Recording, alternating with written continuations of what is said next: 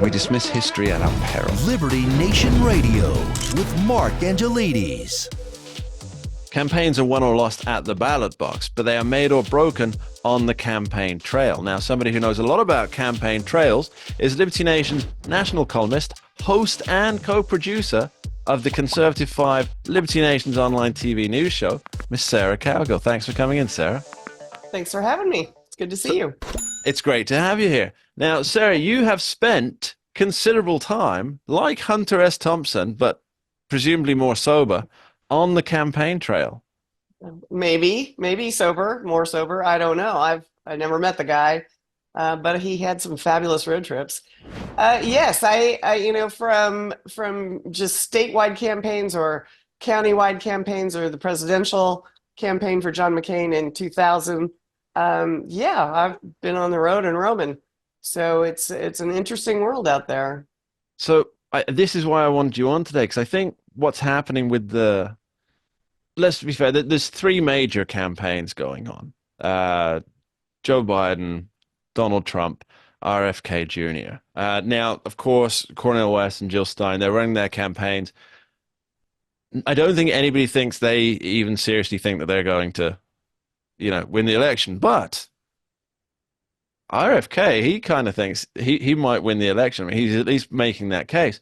But what I want to talk about really is what your thinking is, with your experience of campaigns, what do you think the highs and lows of each candidate's campaigns are at the moment? Let's start with the president himself, Mr. Joseph Robinette Biden. How's his campaign going? What's the energy like? Well, there is no energy on his end, but there is energy with Harris and with his wife, Dr. Jill Biden, and his surrogates. So there's energy there.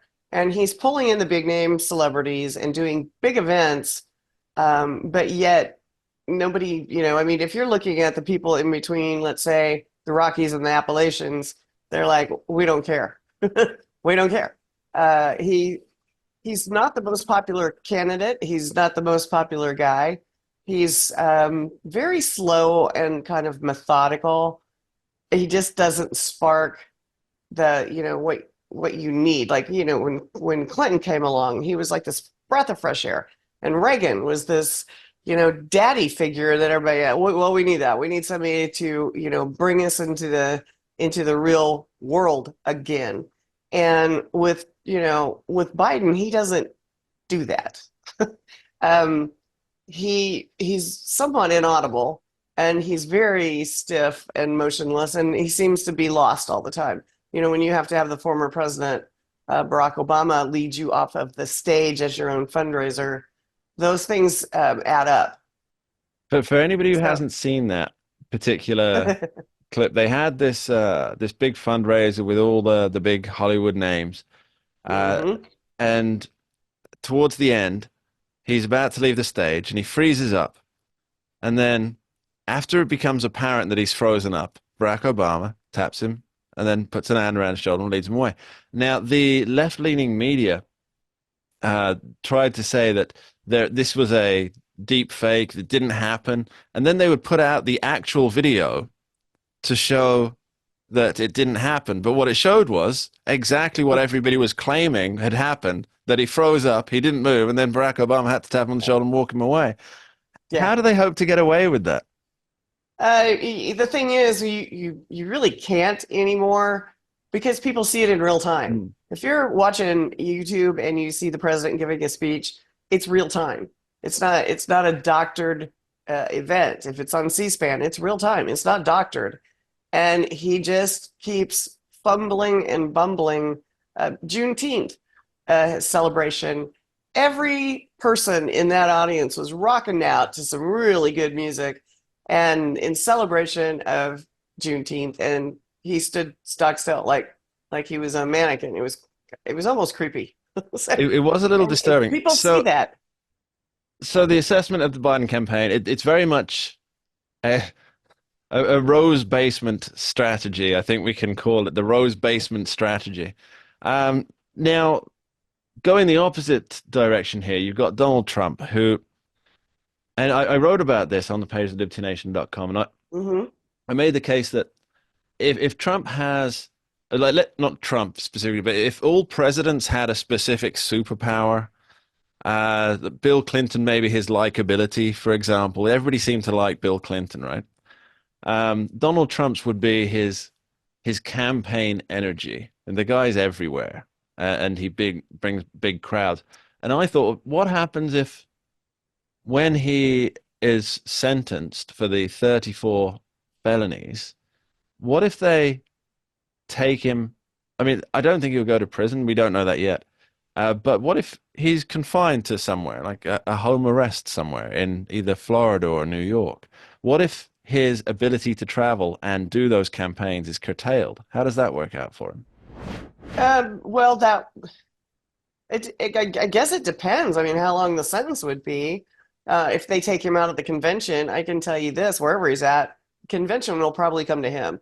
One way or the other, he's gonna have a crowd, and he has energy and focus. And one of the things I thought was kind of a good summation was radio host Charlemagne the God. Mm. He came out and said, "You always know where you stand. You don't go, what did he just say? Where are we going with that? You know where you stand, whether it's good, bad, or indifferent. There are no questions when Trump leaves the room. No questions. He just spilled it out there, and people lap it up. So I think that's a different style of strategy. Is he's very energetic and not as I mean he's not as focused as Joe Biden. He's kind of all over the place, but he gets his point across and he energizes the crowd. What are the low points for the Trump campaign, would you say? 34 felony convictions. Well, okay. Let's go besides 34 felony convictions, because I'm sure by the end of the year he might have that up to 90, 91. Could But be 300 by then. I don't know. Low points mm, is, he's got a base out there and they're not going anywhere. So I don't know what's going to happen between now and maybe there's going to be a big October surprise or something. But now I think he's on solid footing. You're looking at a guy who's had all of this thrown at him, and he's still neck and neck with Joe Biden in the swing states. I mean, nobody's moving. yeah. And if they're moving, they're not moving towards the Democrats. They're moving towards RFK Jr. Now that's what I want to talk about next. So RFK Jr. He's playing what I would consider quite a smart campaign. He's announcing where he's on, where he's qualified for ballot access. He's even pointing out places where he's got the signatures, and although that doesn't necessarily mean he's going to be on the ballot, he's putting forward the case that he is going to be everywhere around the country. And I think Yes. it's a smart move, right? Because if you're just on one or two ballots, nobody sees you as a serious contender. And to me, and I'm not an expert on campaigns by any means, but it seems to me that what he's trying to do is give people the idea, at least, that look, here's a serious contender that if you get behind him could upset the Republican Democrat apple cart. Now, I don't think that upset's going to come, but I think it's quite interesting that this kind of campaign could really even threaten that to happen. What's your take? Well, if you look at RFK Jr., he is very focused. Hmm. He's quiet. He's like the sniper you don't see.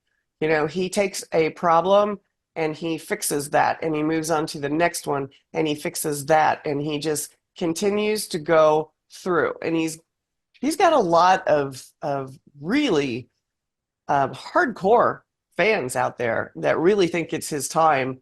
So I'm not sure that it is his time, but he's a serious threat to Trump and to Biden, I believe.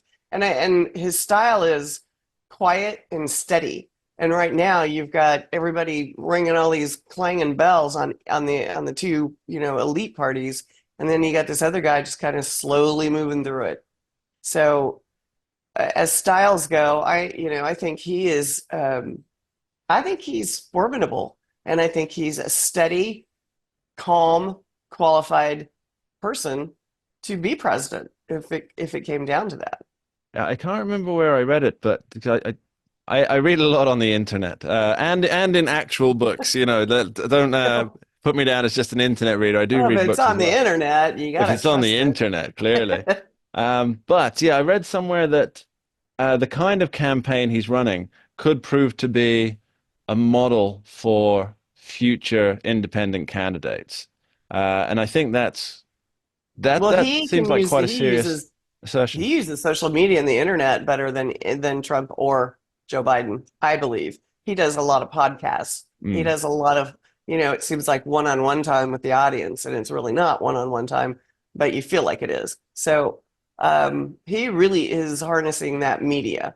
So I'm sorry And I interrupted you and rode with that. no, that's quite right. No, you're Let absolutely me put that right. horse back in the barn, Mark. Go ahead. It's too late. Horse gone. Yeah, the podcast nation, as it were, the Joe Rogan shows, things like this, Mhm. the Jordan Peterson over on Daily Wire now, these kind of long form talks that cover a range of topics.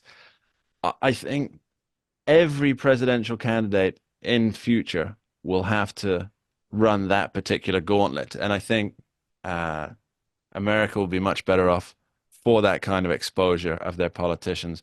Sarah Calgill, thanks ever so much for joining us. Thank you. Appreciate it.